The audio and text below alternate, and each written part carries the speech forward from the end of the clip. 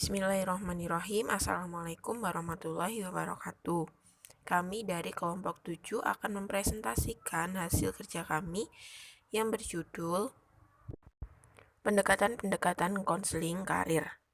Di sini saya Andis Nurfadila dengan NIM B93219101 dan teman saya Rahel Intan Insabila dengan NIM B73219084 akan membahas tentang dua sub pokok bahasan, yaitu yang pertama ada definisi konseling karir, yang kedua ada teknik-teknik konseling karir. Nah, yang pertama, saya akan menjelaskan tentang definisi konseling karir itu sendiri. Nah, menurut Brown dan Brooks pada tahun 1991, konseling karir itu sebagai sebuah proses yang bertujuan untuk memberikan fasilitas pada perkembangan karir dan mungkin melibatkan pemilihan, pemasukan, penyesuaian, atau kemajuan dalam sebuah karir. Nah, dan menurut The National Career Development Association atau NCDA tahun 1997, konseling karir itu sebagai sebuah proses membantu seseorang dalam perkembangan sebuah kehidupan karir dengan sebuah fokus pada definisi peranan pekerja dan bagaimana peranan tersebut berinteraksi dengan peranan di kehidupan yang lainnya. Nah, yang selanjutnya ada teknik-teknik konseling karir. Teknik-teknik konseling karir ini dibagi menjadi 6 yang akan kami bahas. Yang pertama ada pendekatan trade and factor, yang kedua ada pendekatan berpusat pada konseling atau client center, yang ketiga ada pendekatan konseling karir psikodinamik, yang keempat ada pendekatan perkembangan atau developmental, dan yang kelima ada pendekatan behavioral, dan yang terakhir ada pendekatan komprehensif. Saya akan menjelaskan konsep dasar pendekatan konseling trade and factor. Jadi, konseling trade and factor ini pengemukanya adalah Williamson. Yang pertama, manusia itu merupakan sistem sifat atau faktor yang saling berkaitan satu dengan yang lainnya, seperti kecakapan, minat, sikap, dan temperamen. Sebagaimana yang kita ketahui bahwa manusia tidak hanya satu elemen, tapi dari beberapa elemen, seperti satu kesatuan antara elemen satu dengan elemen yang lainnya. Nah, jadi yang membentuk manusia itu ada dengan adanya kecakapan, minat, sikap, dan temperamen. Yang kedua, perkembangan kemajuan individu mulai dari masa bayi sampai dewasa diperkuat oleh interaksi, sifat, dan faktor. Jadi artinya dari perkembangan bayi ke dewasa di situ akan ada interaksi antara sifat yang dimiliki oleh individu dengan faktor-faktor yang mempengaruhi individu tersebut berkembang. Jadi kedua interaksi sifat dan faktor tersebut akan menjadikan seperti apa kepribadian seseorang anak yang tumbuh menjadi dewasa. Nah, yang terakhir, manusia itu berusaha untuk menggunakan pemahaman diri dan pengetahuan kecakapan dirinya sebagai dasar bagi pengembangan potensinya. Nah, pemahaman diri dan pengetahuan yang ada dalam diri seseorang itu digunakan semata-mata untuk pengembangan potensi. Nah, yang kedua, selanjutnya saya akan menjelaskan tujuan pendekatan konseling trade and factor. Yang pertama yaitu membantu individu mencapai perkembangan kesempurnaan berbagai aspek kehidupan manusia. Nah, jadi di sini konselor itu berusaha untuk membantu perkembangan kesempurnaan secara komprehensif, keseluruhan dari berbagai aspek kehidupan manusia, yaitu aspek sosial, pribadi, karir, belajar dan dari aspek-aspek kecakapan, minat, bakat. Jadi adanya perkembangan kesempurnaan itu dari berbagai aspek manusia. Yang kedua, membantu individu dalam memperoleh kemajuan, memahami dan mengelola diri dengan cara membantunya menilai kekuatan dan kelemahan diri dalam kegiatan dengan perubahan, kemajuan, tujuan-tujuan hidup dan karir. Nah, jadi individu itu dibantu untuk mengolah diri agar bisa memahami apa sih kekuatannya yang ada dalam diri dan apa sih kelemahannya yang ada dalam diri seorang tersebut untuk menuju kemajuan mencapai tujuan hidup dan karirnya di masa depan. Terakhir, membantu individu untuk memperbaiki kekurangan, ketidakmampuan, dan keterbatasan diri, serta membantu pertumbuhan dan integrasi kepribadian. Nah, jadi kalau misalnya kita tahu kekurangan kita itu apa, atau konselingnya sudah menyadari kekurangannya apa, jadi di sini konselor aktif secara direktif memberikan pemahaman kepada konseli bahwa konselor secara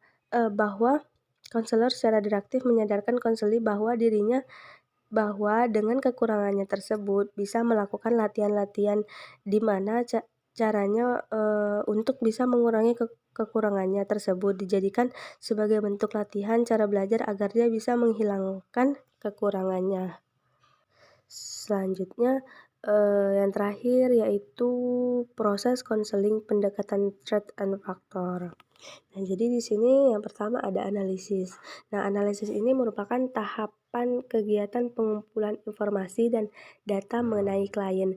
Jadi tahap analisis ini di mana konselor berupaya dan secara aktif, secara direktif menggali atau mencari tahu informasi terkait dengan konseli ketika konselor telah mendapatkan informasi dan data melalui apa yang diungkapkan klien atau dengan asesmen yang lainnya, maka informasi tersebut dilanjutkan dengan tahapan yaitu yang kedua, sintetis, di mana sintetis ini merupakan cara untuk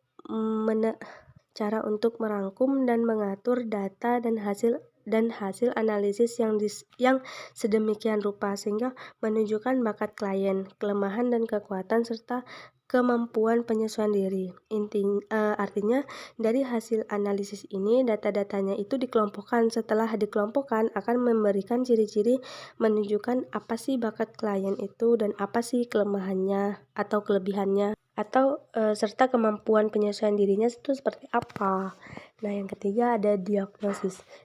Diagnosis ini meliputi identifikasi masalah, menentukan sebab dan prognosis.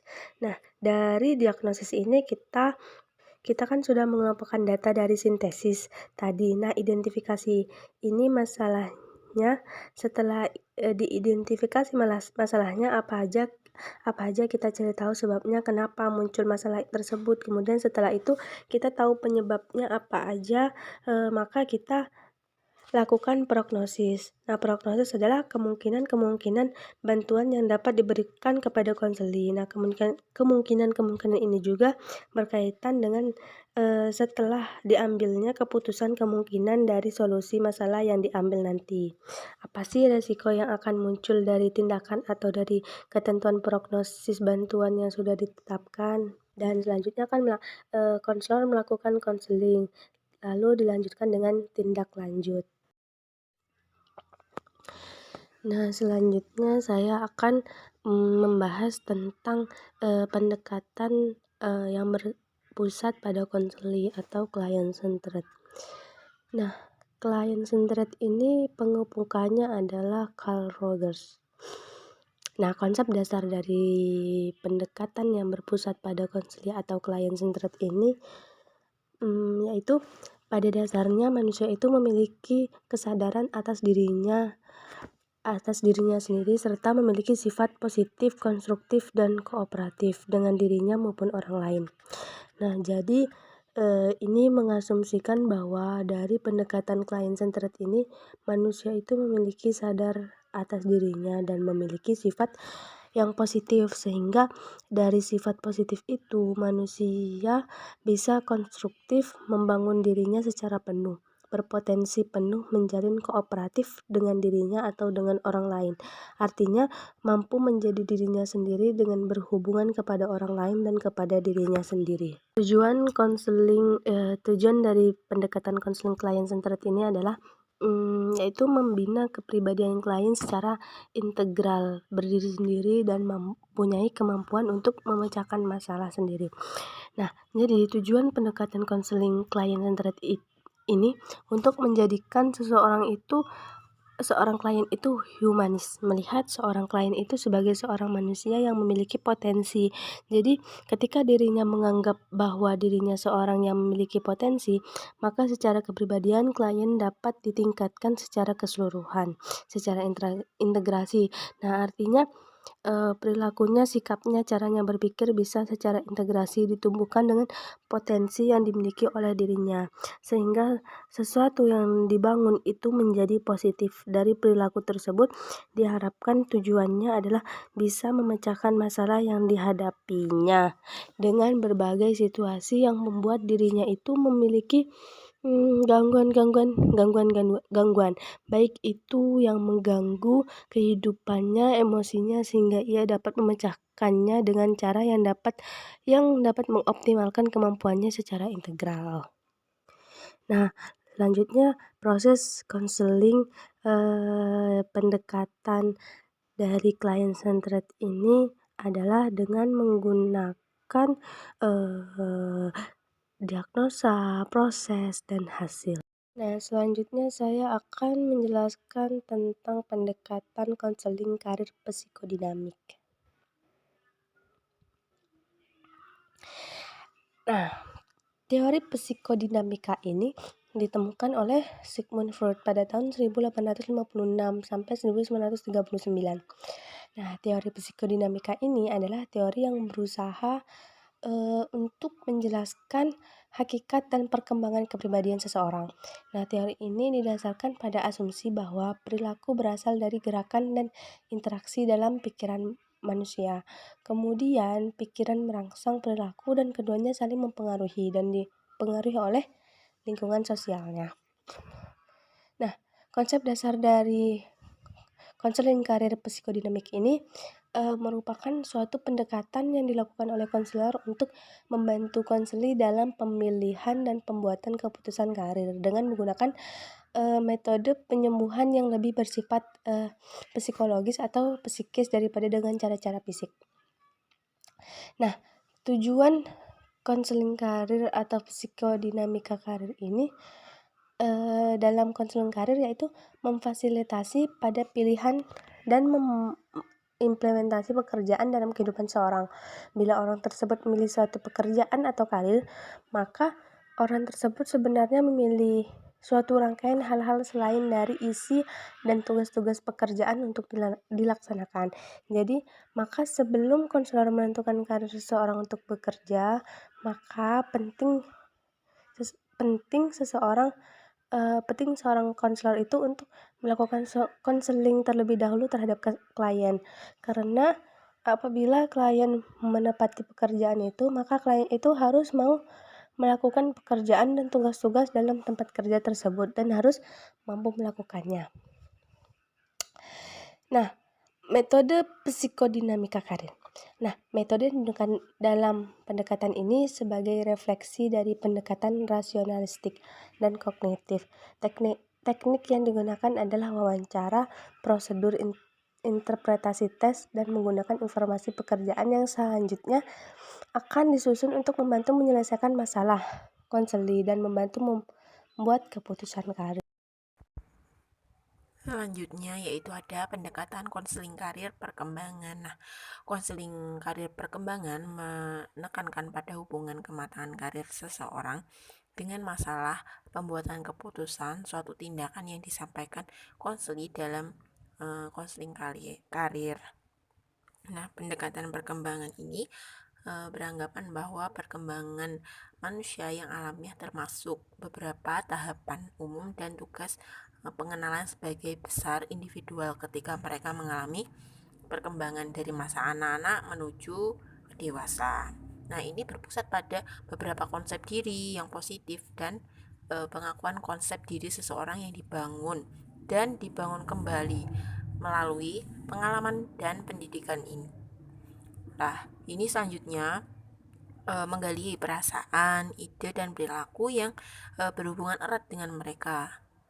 Seperti itu. Lalu, konseling karir perkembangan berada pada jajaran karir perkembangan secara umum dari permasalahan yang sederhana sampai pada permasalahan yang kompleks.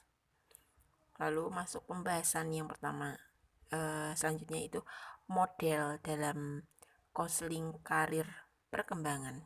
Ini dibagi menjadi 3. Yang pertama ada diagnosa, proses, lalu hasil.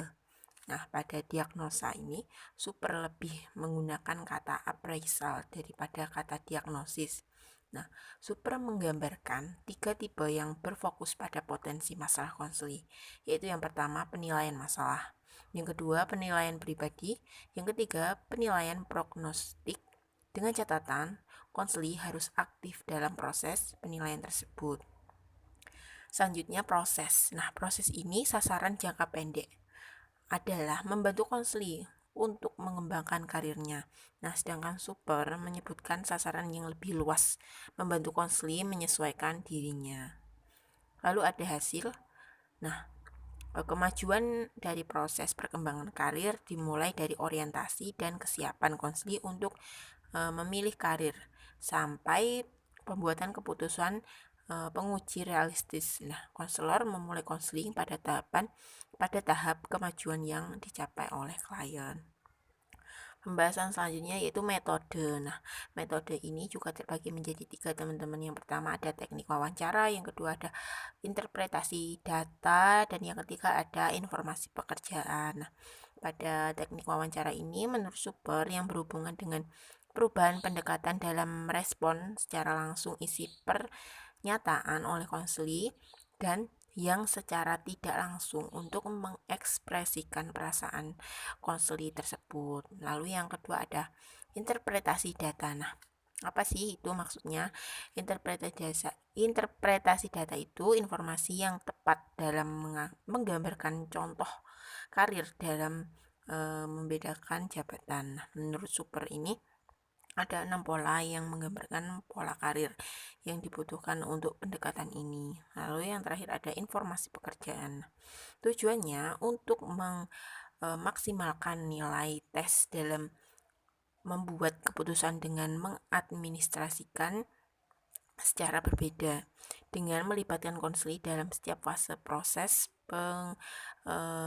menampilkan uji kecermatan dibandingkan dengan uji kejenuhan seperti pada pendekatan trade and factor yang sudah dibahas pada yang pertama tadi.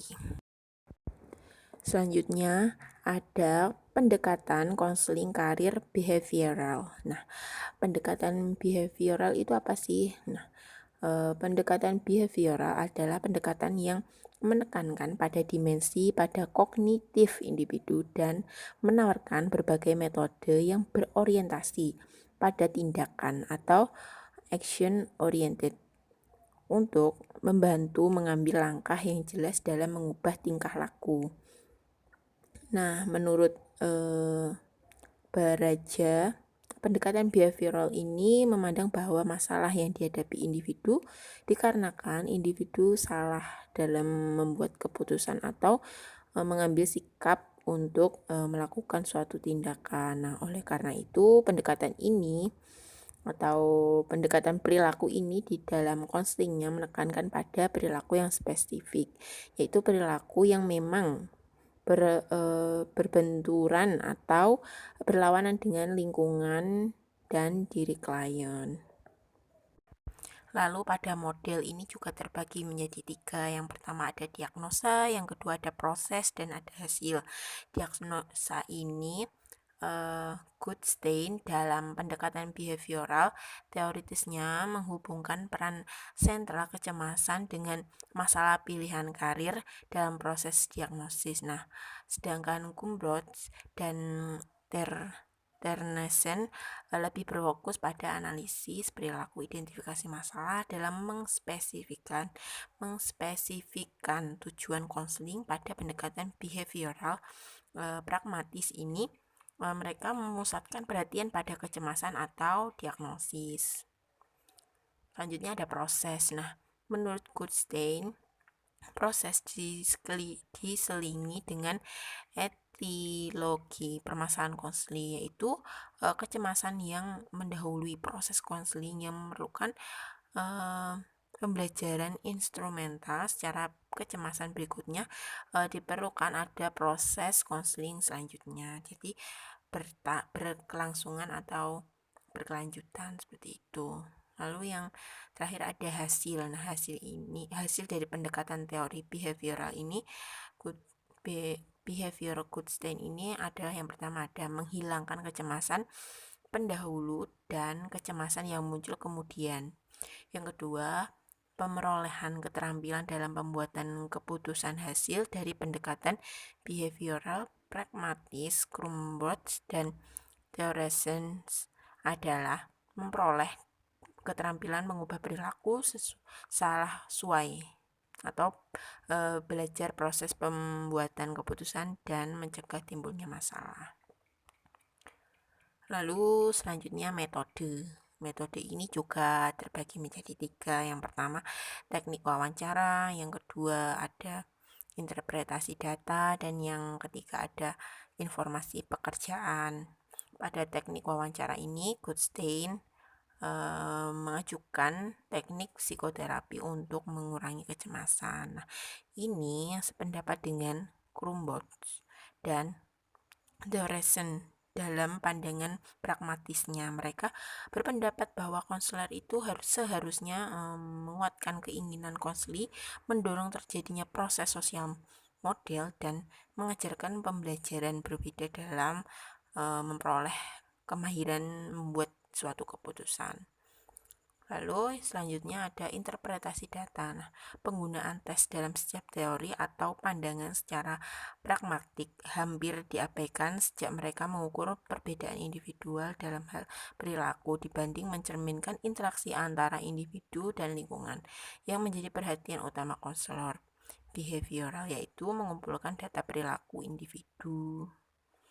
Selanjutnya terakhir ini ada informasi pekerjaan. Nah, konselor behavioral telah mengembangkan beragam jenis penggunaan dalam membutuhkan semangat eksplorasi karir dan membuat keputusan daripada membuat informasi yang sederhana. Lalu selanjutnya ada pendekatan konseling karir komprehensif. Nah, pada model ini sama seperti yang sebelumnya, ada diagnosa, proses, dan hasil. Pada diagnosa ini, proses diagnosis yang dapat dilakukan adalah yang pertama, diagnosis diferensial yang bersumber dari teori konseling karir trait and factor. Yang kedua, ada diagnosis dinamik dilakukan untuk mengetahui asal-usul kemunculan permasalahan konseling. Dan yang ketiga ada menggunakan karir maturity inventory untuk mengetahui hubungan sikap dan kompetensi karir pada seseorang. Nah, pada proses ini persiapan untuk tahap pertama proses konseling karir adalah diagnosis. Nah, tahap pertengahan dari proses konseling karir menggunakan waktu untuk mengklasifikasi dan mengspesifikkan masalah. Proses dari konseling karir mencapai puncaknya dalam tahapan bahwa dia bisa menggolongkan pemecahan masalah secara mudah. Lalu ada hasil. Nah, 2 hasil yang diharapkan dari konseling karir adalah yang pertama, tercapainya kemampuan konseli untuk membuat keputusan yang tepat baik dengan pendekatan developmental ataupun behavioral yang menekankan dan lebih berorientasi pada kemahiran dalam membuat keputusan karir ataupun sebaliknya. Nah, dengan trait and factor. Lalu yang kedua ada memperoleh penyesuaian umum status konselor dan konseli. Bukti lainnya itu mengidentifikasikan bahwa konseling karir menghasilkan konseli yang kesesuaiannya menjadi lebih baik dalam fungsi kehidupan lain di samping dalam pekerjaannya. Lalu pembahasan yang terakhir yaitu metode. Seperti sebelumnya itu sama, ada teknik wawancara, interpretasi data, dan informasi pekerjaan. Nah, pada teknik wawancara ini meliputi beberapa tahap, mulai dari tahap eksplorasi latar belakang masalah dengan membuka komunikasi yang merefleksikan isi perasaan konseli, lalu tahap pembatasan masalah dengan komunikasi secara eksplisit mengemukakan masalah, dan terakhir pada tahap pemecahan masalah itu ketika konselor diharapkan bersifat lebih aktif dan direktif dengan membuka konseli dan menguatkan dirinya untuk bersama-sama secara dewasa memecahkan masalah yang dihadapinya.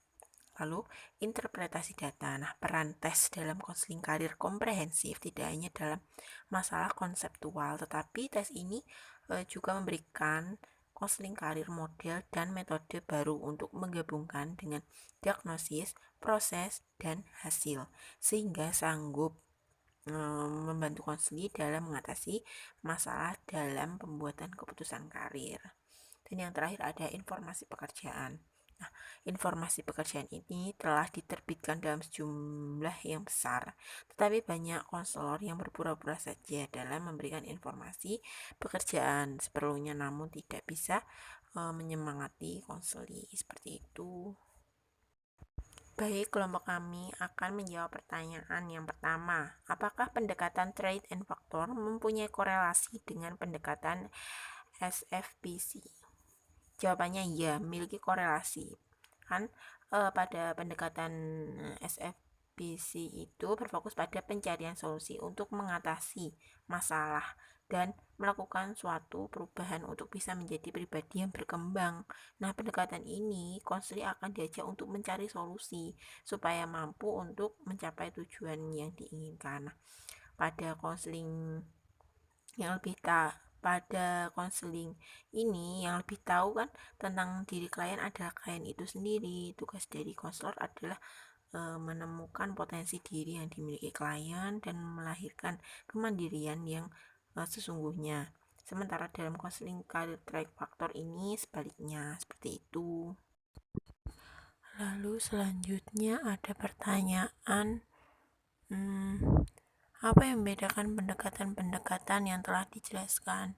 Di sini kelompok kami akan menjelaskannya dari segi diagnosa. Nah, pada trade and factor ini, diagnosanya itu perbedaan treatment bersumber dari sikap yang salah pada diri klien. Kalau yang berpusat pada klien itu diagnosanya menganggap bahwa disebabkan gangguan hubungan yang ada antara konselor dan konseli, sehingga mereka memutuskan tentang ada tidaknya masalah pekerjaan dari klien. Lalu yang pendekatan psikodinamik itu diagnosanya harus dari dasar untuk memilih treatment, juga menginginkan konstruk yang didasari secara psikologis seperti pilihan treatment untuk kasus kecemasan, pertahanan, konflik diri untuk digunakan dalam diagnosis. Lalu yang perkembangan, konseling karir perkembangan itu diagnosanya satu, menggunakan penilaian masalah, yang kedua penilaian pribadi, yang ketiga ada penilaian prognostik. Dengan catatan konseli harus aktif dalam proses penilaian tersebut. Lalu pada pendekatan behavior, diagnosanya itu menghubungkan peran sentral kecemasan dengan masalah pilihan karir dalam proses diagnosis. Seperti itu. Lalu yang terakhir ada komprehensif. Ini diagnosanya itu dibagi menjadi 3. Yang pertama ada diagnosis diferensial yang bersumber dari teori trade and factor. Yang kedua ada diagnosis dinamik dilakukan untuk mengetahui asal-usul kemunculan permasalahan. Dan yang ketiga ada menggunakan karir Manduity Inventory untuk mengetahui hubungan sikap dan kompetensi karir seseorang. Pertanyaan selanjutnya yaitu bagaimana penerapan konseling karir komprehensif untuk anak-anak yang termasuk pada kategori anak luar biasa. Nah, kelompok kami menemukan jurnal. Nah, dalam teknik bimbingan karir ABK di SD. Nah, bimbingan karir untuk peserta didik di SD termasuk peserta didik berkebutuhan khusus dapat dilaksanakan dengan berbagai teknik seperti yang pertama, terpadu dalam kegiatan belajar mengajar atau KBM. Nah, teknik ini merupakan teknik yang paling memungkinkan meningkatkan pelaksanaan bimbingan di SD adalah guru. Dalam teknik ini, guru hendaknya meneliti materi kurikulum yang dapat disisipi bimbingan karir.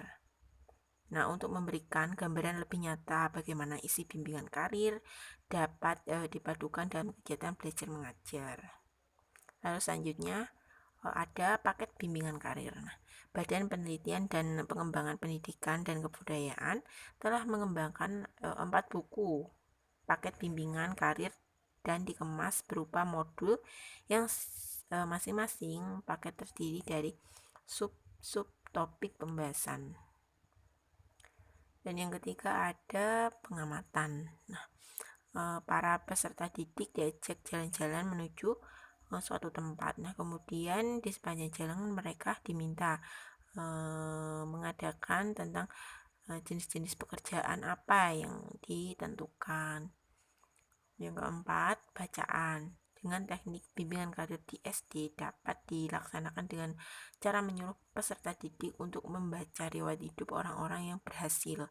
Nah, saat ini setelah banyak buku riwayat hidup tokoh seperti mantan Presiden Soeharto dan lain-lain. Lalu yang kelima ada narasumber.